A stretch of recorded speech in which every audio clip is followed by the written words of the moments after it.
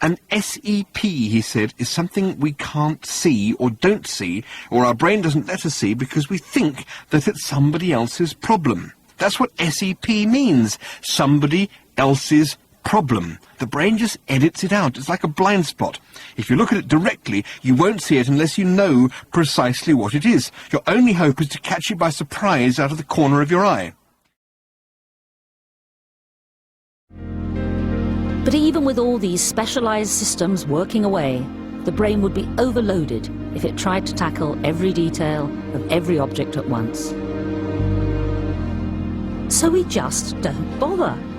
We're all equipped with the means of selecting the key aspects of a scene one at a time. This attention system allows us to concentrate on one thing, while the rest of the world falls into the background. All this happens so automatically that we don't notice it. But our brains are constantly scanning the scene, not just passively analysing what's coming in, but actively deciding what it is it wants to see. It seems that we don't just have to point our eyes in the right direction, we also have to point our brains. The difference between these two men seems obvious. Their faces are different, their hair is different, even their shirts are a different colour. And yet an experiment by psychologists Dan Simons and Chris Chabris at Harvard reveals that our brains actually process very little of what comes in through the eyes. In this experiment, a subject comes up to a counter and a first experimenter hands them a consent form. As soon as they finish signing the consent form, they hand it back to the first experimenter, who then takes the consent form, ducks down behind the counter to put it away, and a different experimenter then stands up and hands the subject a packet of information and sends them into a hallway where we ask them questions about it. This wonderful experiment uncovers an aspect of the brain's attention system known as change blindness. Change blindness is the idea that we often miss large changes to our visual world from one view to the next. We're often not able to see large changes that would appear to be perfectly obvious to somebody who knows they're going to happen. And incredibly, in 75% of cases, the subjects don't notice a thing. The lady who took me up here, she opened the door for me and told me to walk over to the desk. This form. I think there was a sign that said experiment. And a man there gave me a form to sign. There was the guy standing under a big sign that said experiment, and to my left there was like a pot with some dirt in it and some plastic containers.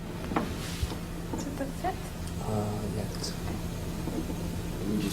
Oh, I filled out a form. Okay. Right. This form. How long would it be about before And I asked him how long it would take. He said about 10, 15 minutes or so.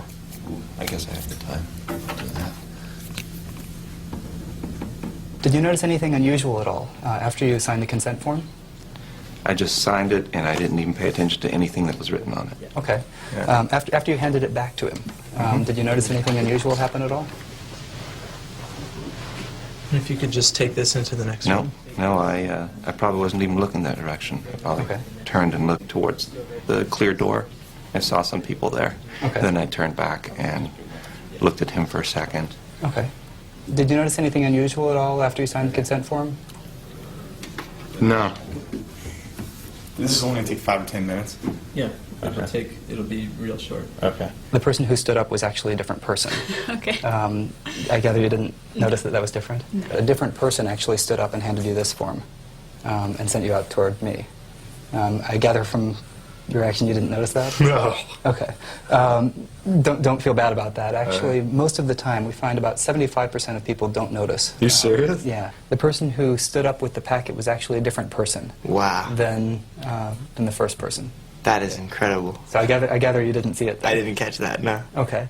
What's really interesting is that some people notice these changes and other people don't notice these changes.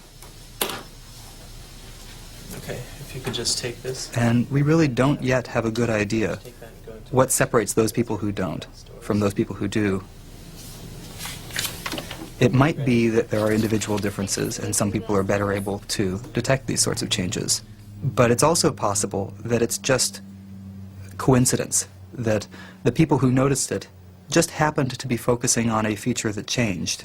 They just happened to be paying attention to the color of the person's shirt. Take this into the next room. And the people who failed to notice it just happened to be paying attention to something else.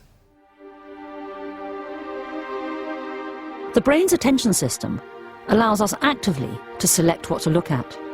It makes us very good at concentrating on tasks, but it can also make us miss something happening right in front of our eyes.